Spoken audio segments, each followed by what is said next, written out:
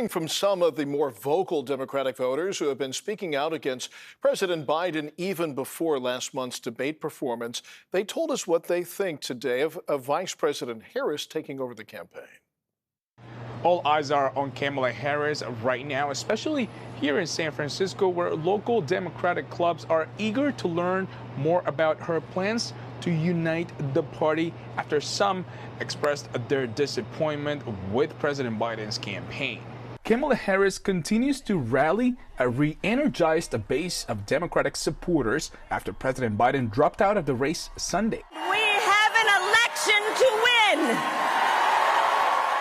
The vice president's call to service was heard loud and clear at the Harvey Milk Democratic Club, where a renewed sense of hope, energy, and purpose was palpable. Kamala Harris obviously is someone that the club is familiar with from her work as both District Attorney of San Francisco and then Attorney General of California.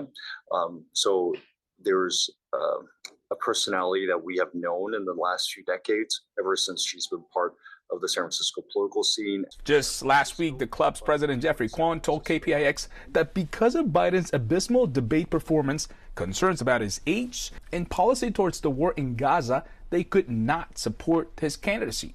But with Harris at the top of the ticket, that's all changed. I think most of us are very relieved, happy, overjoyed that over President Biden's decision. And I think it was very courageous of him, and we certainly appreciate his decades of public service. The same sentiment is echoed at the SF Latinx Democratic Club. I feel that there's a shift where people are ready to mobilize.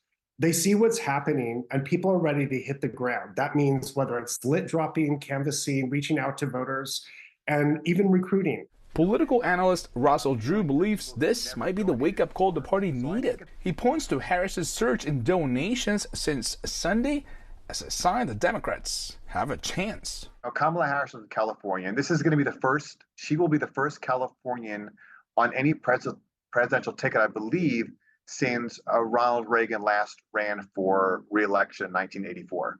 And because Kamala Harris is going to be on the ticket in California, you can expect there to be a surge of Democratic voters in California coming out, which is a really good thing for House Democrats who are looking to regain the majority. And that majority goes through California. And it's exactly what Jeffrey is expecting to see, especially since Harris will be the first African American and Asian American woman to become a president. As an Asian American, I think it's very exciting that she has Asian American roots. So I think the focus will turn to how she will broaden that appeal in choosing a vice presidential candidate. Ultimately, they tell me that now it's time to continue working to keep the excitement going ahead of the National Democratic Convention next month in Chicago.